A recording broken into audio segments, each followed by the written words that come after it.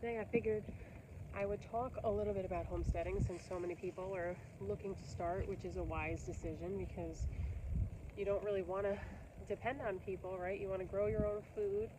And my heart, American Heritage Homestead is to go back to our heritage. And what did the early Americans do was they grew and raised their own food. And so, and they really self-governed. And, that is my heart. I want to be able to know what's in my food. I want to know what I'm eating. So much today is questionable. And 10 years ago, I think it was 10 years ago, yeah, I was working at, this healthy cafe, managing this cafe. It was all juices, smoothies, everything. And so I started learning about how our food was produced, who was producing our food. And, I never really thought about those things years ago. I just ate whatever.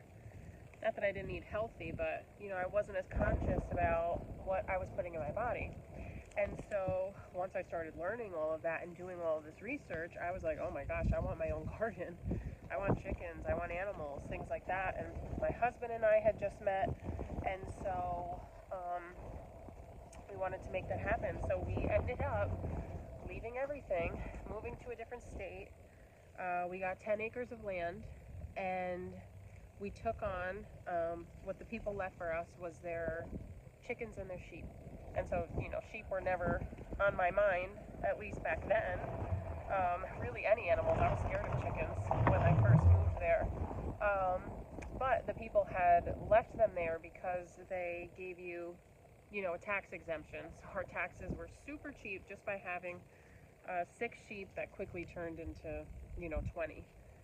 Because so many of them had babies and things like that. And so we didn't really have any knowledge. We just jumped right in and started. And, it was a lot. And my husband had to constantly, because we were in Texas then, and my husband had to drive to Dallas. So I was there a lot of the times. I was pregnant with my son. And so it was a lot of work. And so we jumped in and took on so much so quickly. We had that zeal, but we didn't have the wisdom yet, which you learn later on. And so we quickly got 1 horse, and we had 2 dogs, we had 2 rabbits, we had like 20 chickens that we first took on, 6 sheep. Somebody brought us a goat asking if we would take it in, and we quickly found out why. Nobody probably wanted that goat.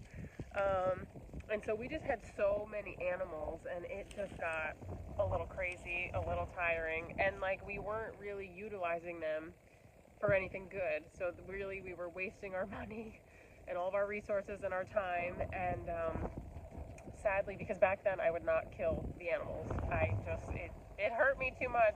Now I've come a long way, and I've learned, God designed the animals for us to eat. But 10 years later, here we are.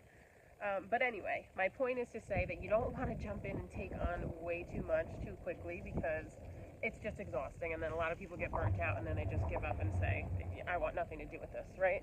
And so after having done all of that, my husband losing all of his weight and everything, from the stress and working and all the animals. And, we were a young couple taking all of that on, 2 children. And so we have learned now with this land that we don't want to, I might save some of this, we don't want to overdo it. We want to make smart decisions. So we don't just jump into things. We weigh the pros and cons. Will this really help us? Will this hinder us? Is it smarter to get this animal? So right now, we only have chickens, right? Which is crazy, because if it was just me, I probably would have so many animals by now. But thank God for my husband's wisdom and keeping me grounded. And so I'm going to just turn this around a little so I can do the other side. And so now I'm praying about what I want. Do I want my own milk? Of course I do. Do I want a dairy cow? I think that would be amazing, right? For my cream in my coffee, never worrying about having to go to the store. But I also know that I am not super disciplined. So to get up and have to milk 1 or 2 times a day at the same time every single day, at least right now, I'm not ready for that. But I just know it wouldn't be wise, and it would be my husband doing it, and that's what he knows. So he wants us to hold off on that. But one thing I would consider, because we like meat sources, we do raise meat birds, But again, that's not completely sustainable if you are just buying, I love you, if you are just buying the meat birds because you're having to buy from a factory that ships it to you, and they don't really, they're meant to grow quickly and, you know, to slaughter quickly. So that's 8 weeks. And after that, you know, sometimes they just get super unhealthy. So it's not like they can reproduce. So if you want meat chickens, you need to raise up some heritage breeds, which I plan on doing because I don't want to keep, you know, we only got meat chickens just to be able to sustain our family and have meat right now. But that's not my long-term goal. My long-term goal is to have our own chickens, and kind of just like the days of old. That's normal. You slaughter as you go. This is, you know, mass production, you know, messing with kind of the DNA of chickens, which isn't that good. So I want the natural process, healthy chickens. You know, I will be raising meat birds shortly again, just for now, but I will build up more of some heritage breeds. So we do have our own, and if we want to have a chicken dinner that night, then, you know, we can do that, not slaughtering 50 at once, or, you know, you can raise up a bunch, but you want to use wisdom, right? And so that's one way we want to have meat. Another that I'm considering is meat cows. I really, you know, I love that. God owns a cattle on 1,000 hills. I love steak. I love meat. And so I would love to do that. And so the question is, you know, we buy meat shares, you know, so other people raise them and they have them slaughtered, and we pay to get, you know, a quarter or a half cow that you can keep. And so then the question also becomes, do I want to, you know, my husband said he would be willing to think about, these ones hurt, he would be willing to think about doing meat cows, but, you know, we do monthly business meetings together usually, and, you know, decide and talk about all the different plans that we want to do together. And he said, come up with, you know, weigh the pros and cons. Is it smarter to just continue to buy a share from a person? Because we have really bad winters here. So that's like 5 months of a cow having to eat hay. So is that really, you know, you got to weigh out. Is it smart to do that? You have to, you know, pay to put up something for the cows and pay to feed them all through the winter, obviously through the summer. You know, spring, I would have them on grass. And then what does it cost to bring it to a butcher, you know? And that's why it's also good to have a community, you know, building up a community and people you know, because then it's like, okay, hey, you raise the beef, I'll share my chickens with you, whatever it is, right? And just start building up, you know, sustainable sources. And it's just so important to work with our own hands, because, I mean, look at COVID, look at all of that, everybody trying to go to a grocery store, and there's limits on food, shelves are empty, you know, but it's also because we weren't designed to live that way. We were designed to raise our own food. That's the way that it always was from the beginning, right? People have tons of herds and flocks, and now we have all of these cities built up, which isn't even a normal ecosystem. You know what I mean? It's normal to have a little plot of land and do what you can on it. Even you don't even need to have a lot of land. I had a thumbprint of land before this house, and I was still had chickens in my backyard, even though you really weren't supposed to. But God gave us the food to eat, and, you know, I was gonna do that. So we did have chickens. We had a garden. I started, you know, preserving my food at home and learning skills. I didn't know any of these skills, and nobody taught me. I didn't get a course or anything like that. I literally just started studying myself and just trying. And so that's something I would encourage you to oh, there's so many worms. Make a list of the things you want to learn, because I am not a planner. It's hard for me to go after things, but I said, okay, let me make a list. So I did. I put, like, you know, canning, pickling, dehydrating, all this different stuff. And slowly but surely, I started knocking off that list, right? Now is the time to start preparing. You may not have the land, but learn the skills, right? And learn the different things, utilize and grow your giftings. And so, you know, that'll be a benefit and a blessing in the long run. There's still stuff I want to learn.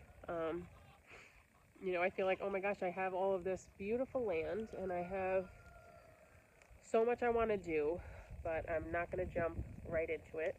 You know, we're going to prayerfully consider what is best for our family, and, you know, it's all hands on deck here. Everybody helps, even my son. For a long time, the chickens have been yours. His responsibility. Now I do it a little more because I actually enjoy being with the chickens. And then once we have a nicer coop and all of that, for all of our chickens, if you watched the other video where we have two different coops right now, two different flocks, and we're going to integrate them together into a nice big coop and let them out. And I'll probably use, you know, Premier One fencing to move them around because I hate them going to the bathroom on everything. I do want them to have fresh bugs and everything like that, but I'm getting attacked by roosters all the time. I don't want other people getting attacked by roosters when they come here. And so anyway, as we do that, it builds up the ground. I will, like I've showed different times before, actually I'll turn this a little so you can see.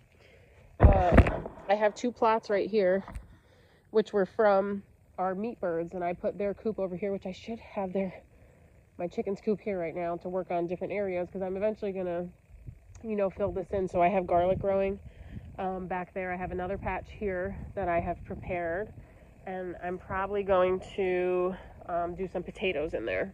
I literally draw a picture of what my garden beds look like. You know, before this, I would just draw pictures of the space that I have and decide, okay, what can fit in here, what is, you know, most useful to really have, what'll give us the most bang for our buck. And we planted so much lettuce in one of the beds last season, and I realized, oh my gosh, we don't even need that many heads because you just can't even go through it that quickly. So you learn as you go, and that's another thing too, is don't be intimidated, don't be scared. I know it sounds scary, especially when you watch people with so many, you know, amazing homesteads and gardens and things like that, but, you know, start slow and just work your way, and you learn as you go. So it's not a scary thing. It's like, okay, I don't really know gardening. Well, I'm not the best gardener at all. I prayed over these beds, like, please God, let there be a harvest. And my husband's like, what are you talking about? We did the soil, we did everything else, ye of little faith, and they were booming. And so, you know, don't be nervous. And then it's just so exciting to see that when you put your hands to something and then you see the fruit of that, is just like, oh my gosh. And then to eat, it's so different going to buy lettuce at the grocery store versus growing your own or anything. It's like, oh my gosh, my hands grew this. You know, there is reward when you work with your hands, and a lot of people miss that. So we don't really appreciate, you know, the food that we raise, or the food that we eat, you know, going to the grocery store. Like, when you have a garden, it's like family memories. All of your hands are in it. We all put our hands to this garden, right? We all put our hands to planting, to picking, to eating together, making dinners together. Like when you make a fresh loaf of bread, which I'd like to get better at, my daughter makes them, is so different than, you know, buying a loaf of bread at the store, and it's just, you know, like a treasure. And so that is just my heart. We just miss out on so much, right? It's amazing to even just put your own, oh look, I got a big beet that was left in here, well, a little beet, but it's amazing to put your hands in the soil, and actually it's calming for your nervous system. So I would encourage you, even if you have a small little plot of land or a little, you know, you can do an herb garden inside, things like that. It's just so nice, and it brings you so much peace to look at. Greenery and creation is just so beautiful. So I love being out here. I wish it was just a little warmer today, but that's okay. The warm is coming, and I just love being outside, and I love sitting here, and I'll just look out at the mountains and read and keep checking to see what sprouted, you know, which is exciting. So I wanted to say, don't feel like you, oh my gosh, I'm so behind, what do I do? Just take step one, you know, start with something so simple, and then you'll feel better. Okay, I completed that. Now move on to step two. But I would encourage against jumping into so many crazy things at once, or you're just going to be exhausted, right? We want to use wisdom as we do it, and bless our journey, right? God will bless our journey. He'll bless the work of our hands, and then we'll be so happy when we get our harvest.